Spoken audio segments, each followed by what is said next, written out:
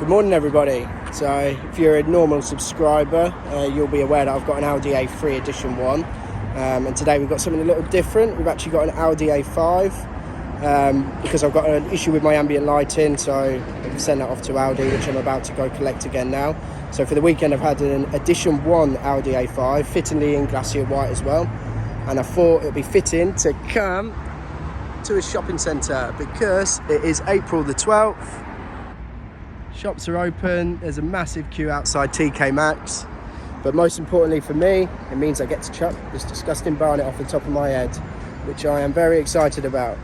So let's have a quick look at it. I just want to run through some of the differences really. Obviously this is a much bigger car, much heavier. It's a 2-litre one, so I think it's 180 brake horsepower. On the Edition1 you get the 20-inch alloys as standard, which are really nice. I'd love to have these on mine in the 19-inch. They would look amazing, especially on because it's white and blacker alloys really. But this is a very nice car. But one thing I just wanted to go through is really how much of a difference you get on the inside with regards to the A3. So let's have a quick look. As usual, I haven't prepared myself and the car is not open. So on the Edition1 A5 you get these leather seats, the S-Line seats, and I think they're nowhere near as nice as the Alcantara seats that you get, sort of sport seats on the A3. There is no choice, as far as I can tell, on the configurator to actually change these either, so it's these or nothing. They are a very comfortable seat, I just don't think they look as nice. The headrest does help though. On the A3 you have integrated headrests, and the adjustable ones here make a lot of difference, so that is nice.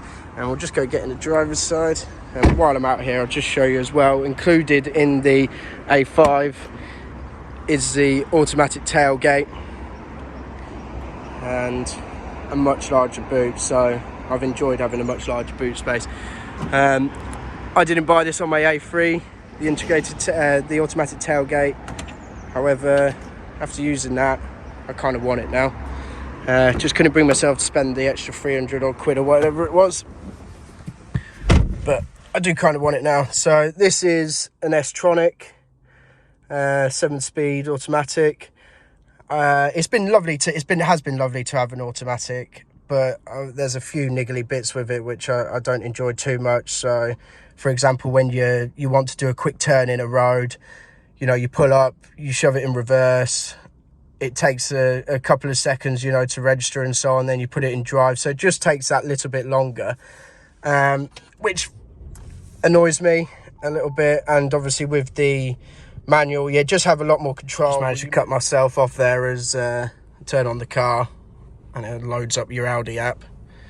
So we're starting again. So yeah, I was just explaining that you just got a lot more control with your clutch when you're sort of pulling off. You know, you can lift your foot, the car moves, you've got your right foot to brake and so on, so you do have a lot more control. Whereas with this, you pull off, and when you're sat at like a lights or something, and you've got to be really light-footed when you're pulling off, because otherwise it sort of jolts out of position and moves up quite quick. So you've got to be really light-footed, and obviously with a manual you can control your clutch and your brake at the same time. So I think I do prefer the manual.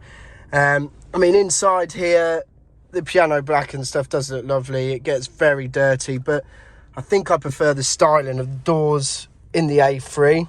I also prefer the integrated screen you get, which is sat a bit lower, and the air conditioning unit is a bit lower here as well, so it's slightly smaller, and I prefer it. I prefer it on the A3. I think I prefer the look in general on the A3, even with the dubious air vents that you get on the A3, which are here, which are styled on the, I think it's the Lamborghini Urus. I wasn't too keen on them, I don't think, at first, but after sitting in this I actually miss them.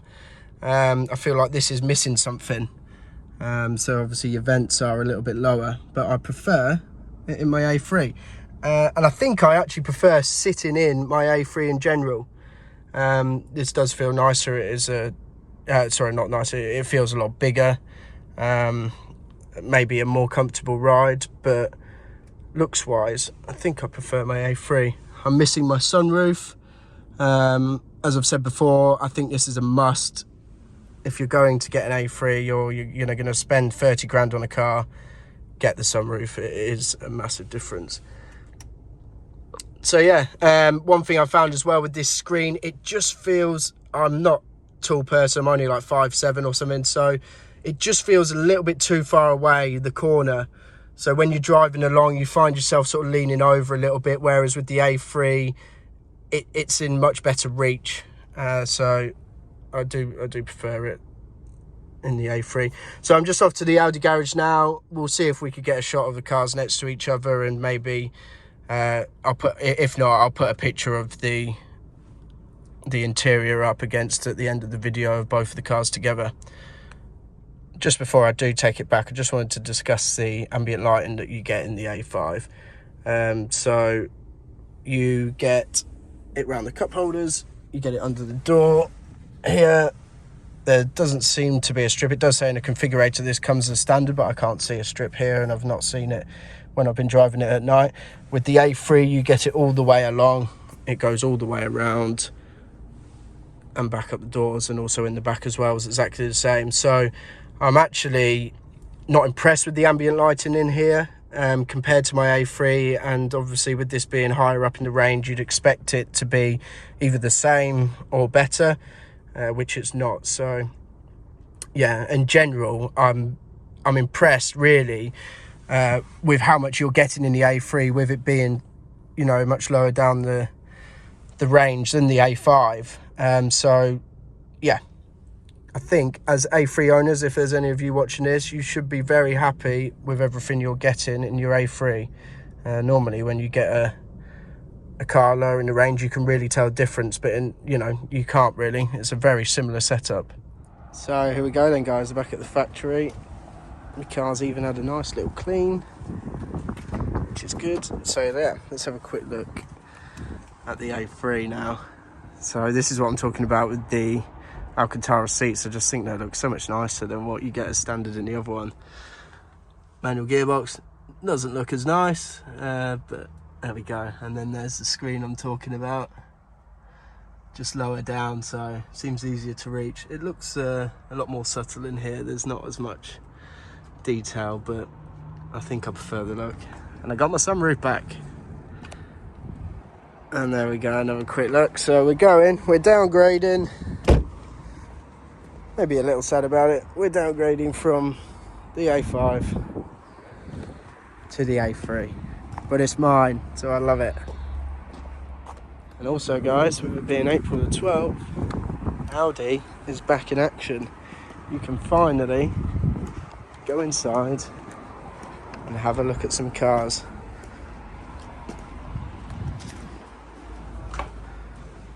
Happy buying, peeps.